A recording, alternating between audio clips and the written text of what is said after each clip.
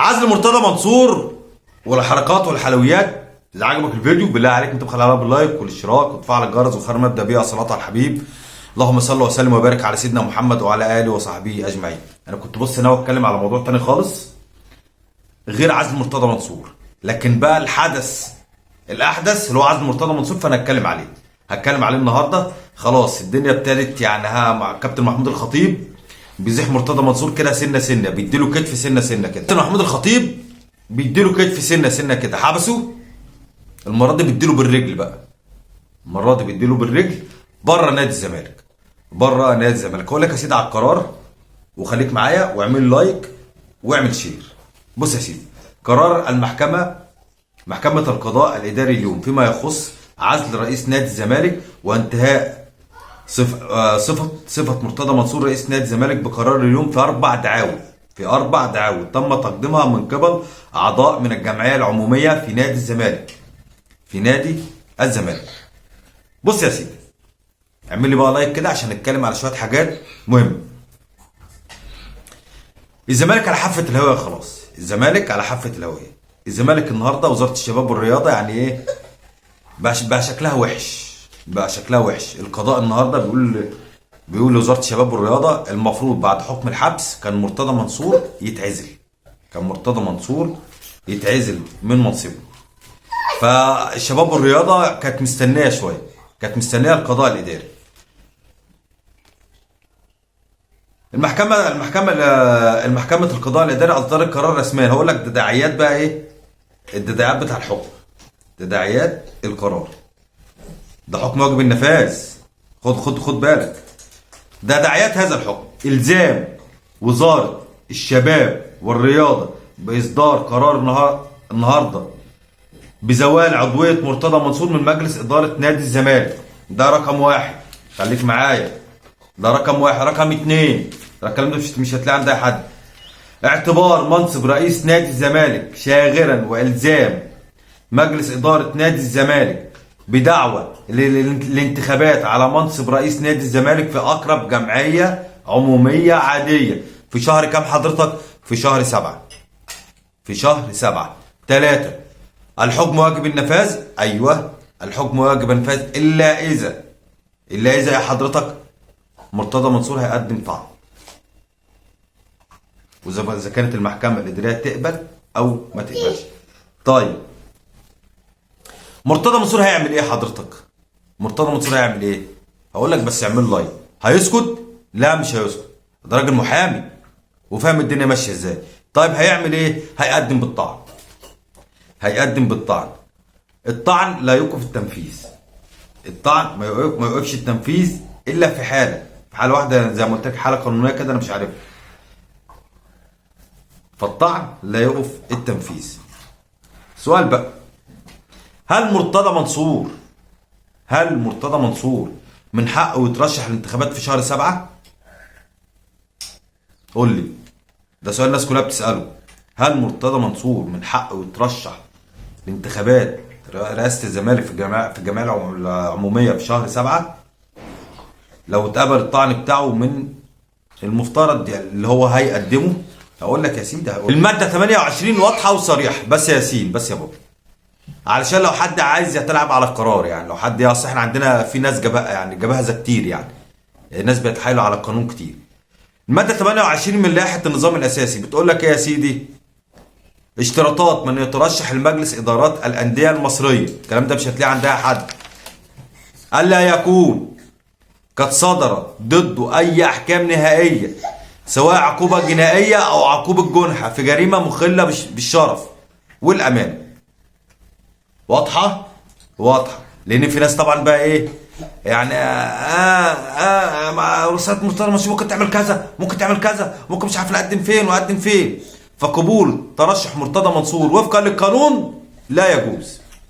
بالمحبة والشغل اللي هو معرفش. بس كابتن محمود الخطيب لسه بيجيب جوال لغايه دلوقتي. حبسوا شهر وادي هو عشان الشهر اللي اتحبسوا هيعزلوا بره نادي الزمالك. مع ان انا واحد اهلاوي كنت بتمنى اللي مرتضى منصور يفضل رئيس لنادي الزمالك. بتمنى اقول يفضل رئيس لنادي الزمالك، لان هو اللي بيهد استقرار نادي الزمالك. هتقول لي يا عم سيد ازاي؟ اقول لك حاضر، اقول لك بس اعمل لك دلوقتي. مين اللي بيهد في نادي الزمالك؟ مرتضى منصور. مين اللي بيهد؟ طبعا في حاله حزن طبعا عشان الجماعه المنافقين اللي حوالين رئيس نادي الزمالك، اذا كان بقى في قناه هنا ولا مش عارف فين ولا فين ولا فين، في شله منافقين هم اللي مودينه في داهيه.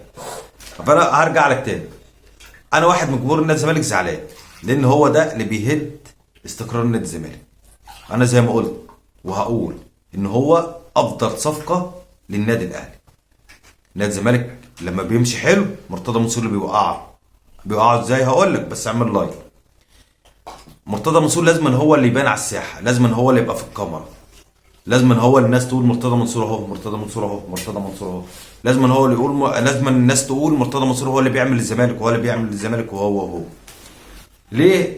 لما الزمالك خد الدوري بالحكام وبالاحتواء، طلعت الناس اتكلمت على اللي هو البروفيسور اللي هو المدير الفني، واتكلمت على اللعيبه، بس ما جابوش سيره مرتضى منصور.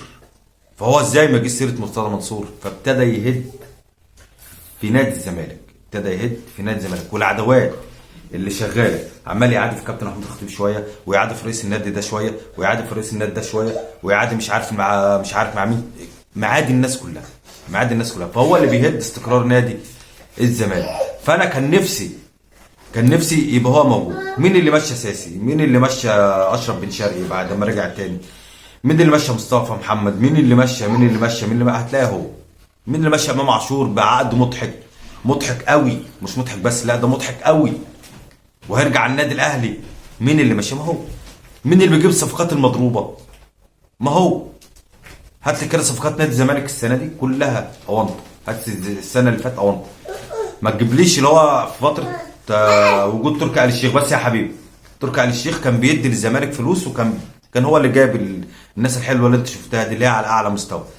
بعد كده لما سابهم وقال انا مش هدي غير نادي المحب اللي انا بحبه، وما بقاش يدي فلوس، خلاص الزمالك بقى يجيب صفقات مضروبه. هات لي صفقه حلوه كده جت، مفيش ولا صفقه جت، كلها صفقات اونطه كلها. اذا كان بقى حتى لما قالوا الاربعه اللي هم اتعاقدوا معاهم ولازم ييجوا ولازم ويحسسونا ان احنا جايبين للزمالك، جايب كريستيانو وميسي وراموس ورا، ما هو جايبين 2 مهاجمين وواحد دفاع. لا يا عم الحاج، اديهم جم والزمالك زي الزفت برضه. فالناس دي هي اللي بتوقع الزمالك، الاعلام بتاعهم هو اللي بيوقع الزمالك. يعني انا يعني بتفرج وبشوف المدرب الجديد، يا عم هو كويس بس ما تفخمش قوي، ما تحسسش ان انت جايب جوارديولا، يعني معلش، يعني ساب السيتي وجاي يضرب الزمالك. لما يطلع واحد يتكلم يقول لك انا يعني الراجل ده ازاي وافق يجي يضرب في الشرق الاوسط ويجي يضرب الزمالك؟ يا عم هو مين هو الراجل ده؟ واحنا كنا سمعنا عنه؟ هو راجل حلو لنفسه، حلو ليك وهيبان ومش هيغير حاجه، بس ما تفخمش. الناس دي هي اللي بتوع النادي الزمالك. لما المدير الفني يسمع الكلام ده يحس ان هو ينزل بقى، انت فاهم ازاي كده، وفي الاخر راح واخد على وشه ماتشين 3 وبالسلامه. ما سمعناش عنه. مارسيل كولر ما سمعناش عنه، بس جه بس لما جه ما قعدناش نفخم. ما حدش من اعلام الاهلي قعد يفخم فيه. هو حلو، السيره بتاعته الذاتيه كويسه، خلاص الدنيا شغاله زي الفل. لكن اقعد بقى افخم واقعد اقول كلام اصلا ما يتعقلش بس عشان هم بيصدقوه فعادي. فهم ده. انا كان نفسي مرتضى منصور يفضل رئيس لنادي الزمالك لغايه دلوقتي، ولغايه بعدين، ولغايه 5-6 سنين قدام، لان طول ما انت موجود انا هاخد بطولات، طبعا كان في حته كده التذاكر بتاعت كاس السوبر خلاص اتعملت، بتاع كاس السوبر المصري اتطرحت. فكان في واحد طلع زملكاوي يقول لك النادي الاهلي خلص التذاكر بتاعته كلها، جماهير النادي الاهلي، ودخل على تذاكر جماهير نادي الزمالك. فانا هقول بس سؤال، فين بقى شعبيه نادي الزمالك في الخليج؟ اذا عجبك الفيديو بالله عليك تبخل عليها باللايك والاشتراك وتفعل الجرس. والسلام عليكم ورحمه الله وبركاته.